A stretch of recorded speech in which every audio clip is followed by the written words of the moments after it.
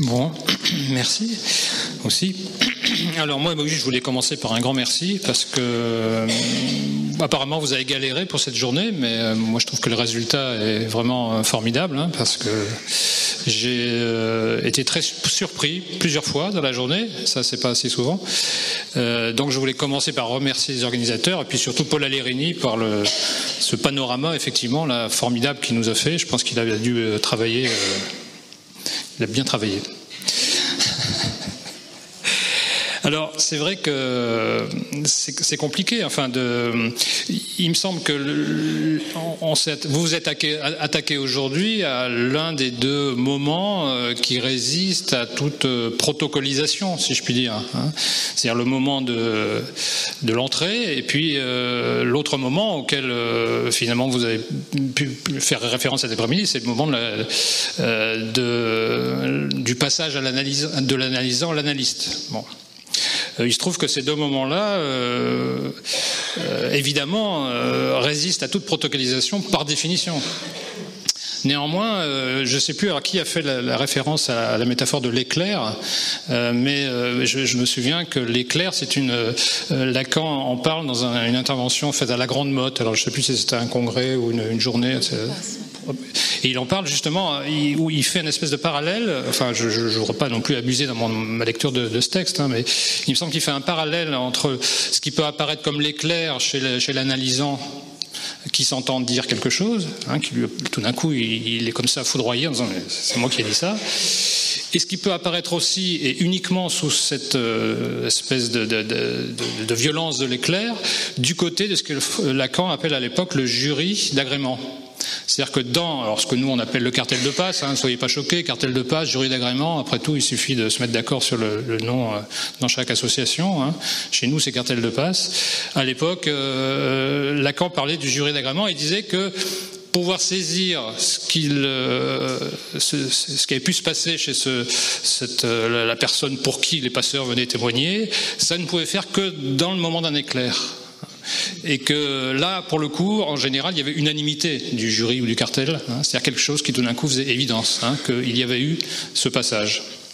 Donc moi j'ai trouvé que je vous remercie pour la métaphore de l'éclair parce que c'était vraiment quelque chose, il me semble, tout à fait pertinent pour faire le parallèle et le retour, hein, sur le début, la mise en route et la mise en place du transfert. Alors, bon, quand on arrive comme ça à une journée, moi c'est pas moi qui avais beaucoup travaillé, hein, moi je dois dire j'ai pas fait grand chose, hein.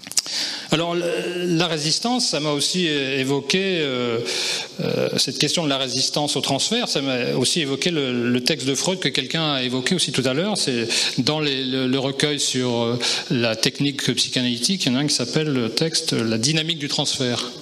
Et dans la dynamique du transfert, c'est vraiment un texte incroyable, Freud indique comment ça se passe justement quand un patient entre dans la résistance. C'est-à-dire quand un patient finalement peut être plutôt du côté du bon patient, hein, du bon analysant qui parle, tout va bien, puis qui tout d'un coup s'arrête.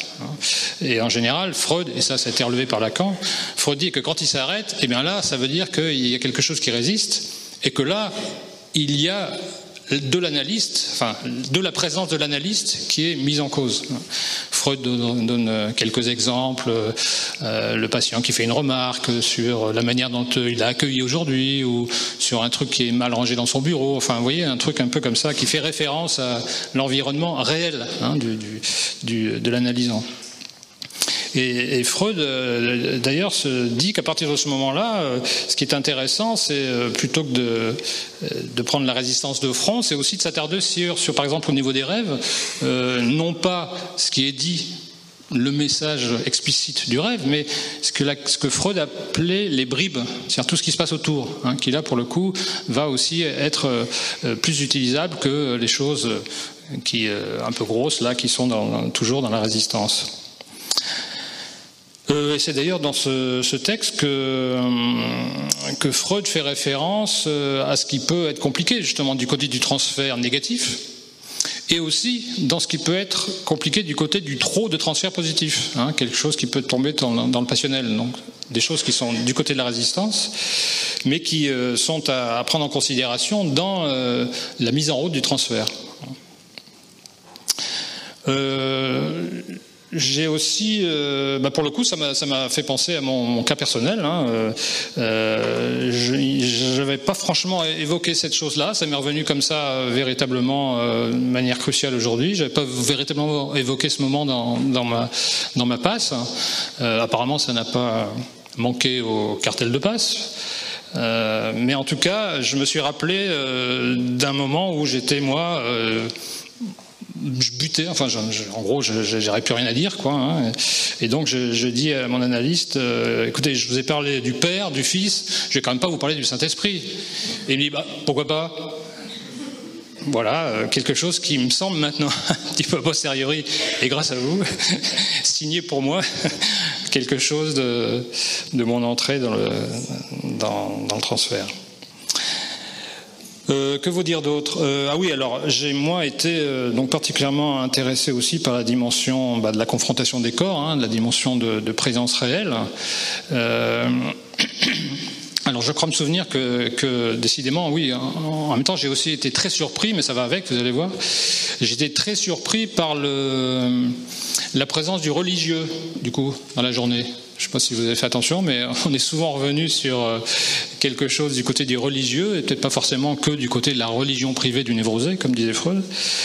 Alors cette notion de présence réelle, il se trouve que Lacan s'en sert plusieurs fois, notamment, alors je crois que c'est à la fin du séminaire de l'éthique, où il évoque concrètement, enfin il l'appelle comme ça, la dimension, enfin il parle de la dimension eucharistique de cette notion de présence réelle. Alors la présence réelle, vous savez, dans la religion catholique, c'est quelque chose assez un petit peu tordu quand même. Enfin, pour je crois un certain nombre de catholiques aussi.